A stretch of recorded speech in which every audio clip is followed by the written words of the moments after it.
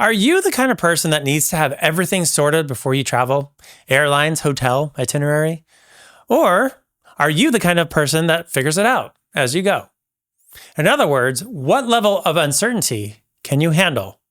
Let's talk about it. Welcome to this week's episode of What's Jonathan Thinking?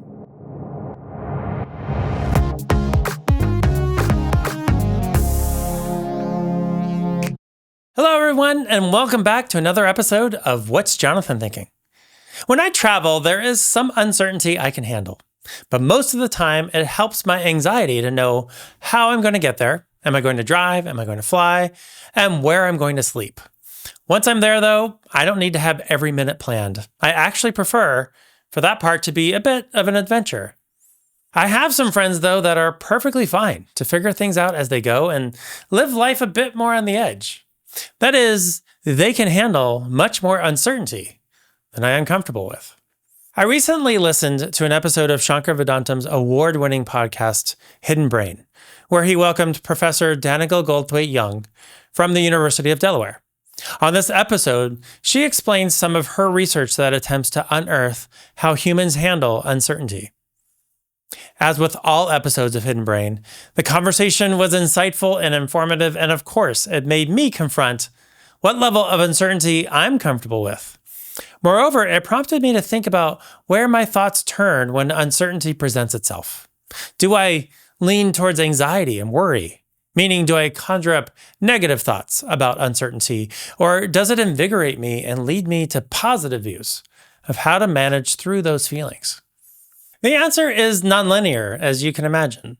Certain aspects of uncertainty do lead me to negative thoughts, and certain instances don't. In fact, it might invigorate me and make me almost lean into it, embrace it, and accept it as part of the journey of life. As a project manager, for example, I have devoted my life to managing and attempting to mitigate uncertainty. IT projects, like so many kinds of projects, are riddled with uncertain elements. How well is the team going to gel together? How understood are the requirements by all parties? I've learned to ask. How committed is senior leadership to the project being undertaken? Who are the naysayers, and what can be done to make them comfortable with their uncertainty? Or should I adopt a different strategy to manage them? Is someone going to get sick in the middle of the project, or is a key subject matter expert going to leave the company at an inopportune time? In any initiative, there are elements that can be controlled and elements that are simply left to chance. Listening to this podcast led me to research this topic a little deeper. If uncertainty is a relative fact of life and everyone responds to it differently, what skills might we as business leaders need in order to manage it effectively? As I was perusing the internet, I found an April 26, 2021 article from the Harvard Business Review in which authors Rebecca Zucker and Darren Rowell offer us some strategies for leading through uncertainty. Number 1, embrace the discomfort of not knowing. The authors advise us that our initial anxiety or trepidation about uncertainty is a normal human and psychological response. Rather than ignoring it, they encourage us to acknowledge and embrace our discomfort as a normal part of the learning process. Number 2, distinguish between complicated and complex. I found this one to be really helpful. We often use the words complicated and complex interchangeably, but they are actually words that have entirely different meanings and interpretations. In this article, they cite the example of tax law. Tax law is complicated. It is highly technical in nature and often difficult to understand. But difficult does not mean impossible. Tax laws can be broken down into discrete parts, and experts can be consulted to explain them or help find a solution. Something that is complex is very different. Complex challenges contain many interdependent elements, some of which are unknown and may change over time in unpredictable ways. Technology strategy, for example, in my opinion, falls into this complex bucket. There are often multiple ways to apply technology to solve a problem. Each method carries different risks and uncertainties. Ultimately, the choice of which technical path to take boils down to a variety of factors that may or may not be related to the problem itself. For example, there are a variety of philosophies around software engineering design. Neither philosophy is incorrect, they are just choices. Some people might have heated debates about them, but the reality is that most approaches will ultimately solve the business problem technically. This is what makes it enormously complex and often raises uncertainty because there are so many ways to solve a problem and no one way is more correct than the other. Number 3, let go of perfectionism. There's a great phrase that is typically said at some point in my projects, which is, don't let perfection become the enemy of good or good enough. That is to say, the pursuit of perfection while simultaneously trying to manage uncertainty is a zero-sum game. It is often unfeasible to reach a state of perfection. And because of this, pursuing perfection can often create uncertainty. Uncertainty of when a team is going to be finished. Uncertainty of how much the final solution is going to cost. There is always going to be the risk of bugs. Always going to be the risk that something we deliver is not able to satisfy everyone. Ultimately, as much as I would love every deliverable of mine to be spotless in terms of quality issues, I have had to accept that good enough keeps the organization moving forward, and perfection, though noble, is often an unattainable goal. In summary, I have to let some things go. Number 4, resist oversimplifications and quick conclusions. This one was so well stated, I think it's best to just quote it verbatim. Quote, it's tempting to oversimplify complex challenges so that they seem less daunting. For example, breaking a challenge into its respective components can help you to feel like you have a greater command of the challenge at hand. But it can also narrow your view and obscure critical interdependencies, leading to a false sense of security. Likewise, drawing analogies from challenges that you've faced in the past can be useful, but it can also lead you to miss the unique nuances of the present challenge. Unquote.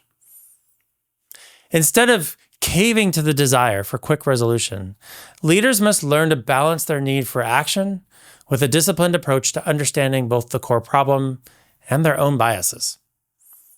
Number 5, don't go it alone. We are conditioned as leaders to believe that a leader is someone who can deduce from known information and direct the team towards the one solution that will solve the problem. In other words, we are trained to try to be the hero of the story. I'm not saying this isn't true to a certain degree. I do believe that a part of how leadership is defined is the ability to be a commanding presence. However, the fallacy in this is that that's not what is happening when great leaders lead. Great leaders help their teams figure out the solution. By definition, this does not mean that it's the leader who has the answers. Rather, the opposite.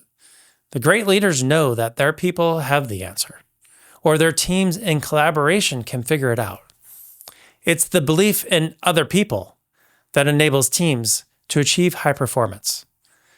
This is a long-winded way of saying that one way to navigate uncertainty is to recognize that you don't have to do everything on your own. We are leaders. We have teams. My teams are filled with amazing, creative, motivated people who love solving problems. Essentially, a critical part of navigating complexity and uncertainty is to reach out, not in. And finally, number 6, zoom out. Sometimes we need to take a step back and gain perspective before we can dive back into a complicated problem and craft a solution. I had a mentor a long time ago who used to work in air traffic control before he pivoted his career into IT. I was really stuck on a problem one day and I went to him for some advice. Instead of giving me the answer, he told me a story. He explained how each air traffic control personnel has a set of planes that they are responsible for tracking. On their monitor, planes appear as small dots moving around to indicate their location. On that day, my mentor lost one of his dots. This was a big deal. That dot could be a plane with 300 people on board. That dot could be heading directly into another dot that represents another commercial aircraft, which may have another 300 people on board. The stakes were high. His manager at the time told him to step away from the screen. Huh? Step away from the screen? How's that going to help? Now I'm going to lose all the dots. Just step away carefully until you find your lost dot, his manager said. And ultimately, my mentor did find that dot, and he was able to resume his duties. A very vivid and literal example of zooming out, but his guidance to me in the moment was just the same.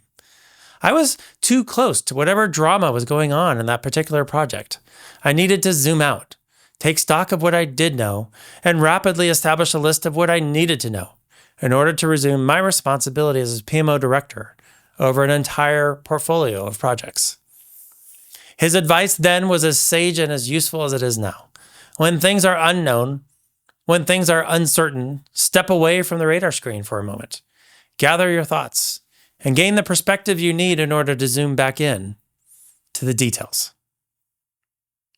Uncertainty is an omnipresent risk in our personal and professional lives. These are just some strategies that the experts among us have come to. I find them all highly compelling and useful in my daily life. Maybe there are some that didn't make the list. Feel free to share the strategies that you use to manage uncertainty in the comment section below. Until then, I hope you enjoyed today's episode. Please don't forget to follow or connect with me on LinkedIn. Drop a comment below if you like this episode. Subscribe to the show on my YouTube channel so you get notified of new episodes. And I will see you next time on What's Jonathan Thinking?